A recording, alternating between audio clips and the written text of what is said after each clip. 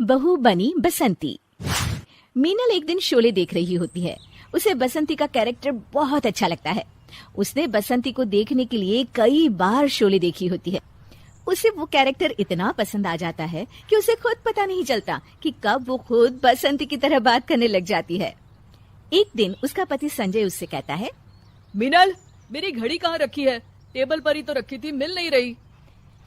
अब मैं बोलूंगी तो बोलोगे कि बोलती है, क्योंकि देखने वाली बात ये है कि जब घड़ी घर में है ही नहीं तो टेबल पर रखी होगी कैसे?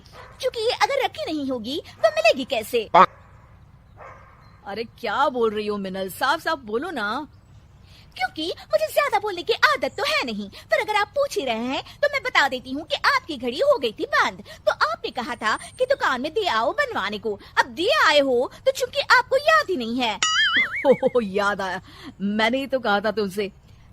देखो अब हो गई ना बात साफ। तो आप कहोगे कि सॉरी मीनल, मैंने तुम्हारा सुबह का वक्त खराब किया। पर देखने वाली बात है कि वक्त तो खराब हुआ ही है, पर मीनल इतनी भी बेवकूफ नहीं है कि अपना और वक्त खराब करे। इसलिए मैं जा रही हूँ किचन में। जय राम जी की। मीनल किचन में चली जाती है और संजय हैरान रह जाता है।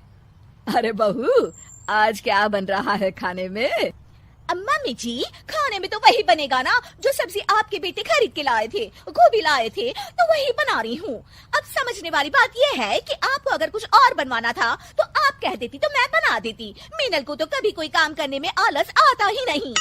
अरे बहू बस कर, तू तो रेलगाड़ी की तरह बोलती ही चली जा रही है।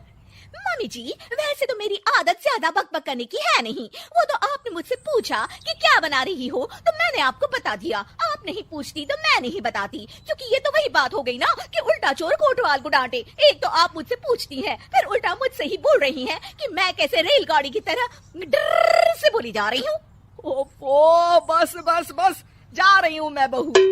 हाँ तो जाइए ना, मैंने थोड़ी ना आपको रोक कर रखा है कि रुकिए मेरे साथ बातें करिए। मीनल की बक बक बंद ही नहीं हो रही थी और उसकी सास रसोई से बाहर चली जाती है। बाप रे बाप, बोल बोल कर बहू ने तो मेरे कान में ही दर्द कर दिया। लगता है कि इसमें बसंती की आत्मा आ गई है। मीनल अपने कमरे में मैगजीन पढ़ रही होती है, तभी उसकी सास वहाँ आती है। अरे मम्मी जी, आज आप इस वक्त मेरे कमरे में, वैसे मुझे कोई प्रॉब्लम तो नहीं है, पर आप इस वक्त सो रही होती हैं, तो इसलिए मैंने पूछा, वरना मेरा कोई ऐसा इरादा नहीं था। क्योंकि आप सास हैं, आप कभी भी कहीं भी आ जा सकती हैं। ओफो, बस भी कर बसंती, मेरा मतलब है मीनल, और मेरी बात ध्यान से सुन। हाँ मम्मी जी, मैं कब आपकी बात ध्यान से नहीं सुनती। अरे संजय के जन्मदिन के लिए मैं और तेरे ससुर उसे एक सोने की चेन देने की सोच रहे हैं। क्या लगता है तुझे, पसंद आएगी ना उसे ये गिफ्ट? क्योंकि सोचने वाली बात ये है कि इन्हें मैंने कभी सोने की चेन पहने तो देखा नहीं। अब देखा नहीं तो पता कैसे चलेगा कि इन्हें चेन पसंद आएगी या नहीं आएगी। ओफो, बंद करना अपना ये रेडियो प्रोग्राम। बस मैं तुझे बताने आई थी कि उसके जन्मदिन के लिए ये सरप्राइज है, तो तू उसे बताना मत, ठीक है? मम्मी जी, मैं कहाँ किसी को कुछ बताती हूँ, आप बिल्कुल भी फिक्र मत करिए। क्योंकि देखने वाली बात ये है।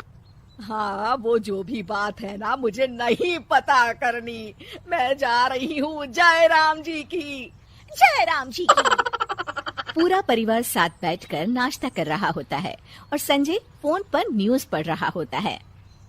क्योंकि वैसे तो आप एक साथ एक बार में कई काम कर सकते हैं, पर सोचने वाली बात ये है कि एक बार में 2 काम करने चाहिए या नहीं। क्योंकि अगर आप फोन पर ध्यान लगाएंगे तो नाश्ता ठंडा हो जाएगा, और नाश्ता ठंडा हो गया तो आपको पसंद नहीं आएगा। अच्छा, ठीक है, रख दिया मैंने फोन। बस तुम शुरू मत हो जाओ फिर से। मैं तो न्यूज में देख रहा था कि सोने के रेट कितने बढ़ गए हैं। हाँ बेटा, महंगाई बढ़ रही है ना। मीनल सोने की बात सुनकर रसोई से बाहर आ जाती है।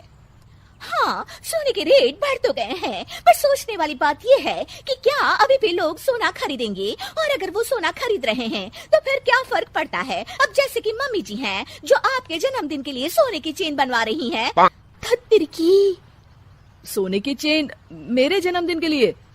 सास और ससुर मीनल की तरफ देखकर अपना सर पकड़ लेते हैं। क्योंकि अब सोचने वाली बात ये है कि गलती तो मुझसे हुई है, तो माफी भी मांग ही लेती हूँ, पर सवाल ये उठता है कि माफी मिलेगी या नहीं। नहीं मिलेगी माफी। मीनल के बसंती बनने के चक्कर में हो गया बर्थडे सरप्राइज का सत्यानाश।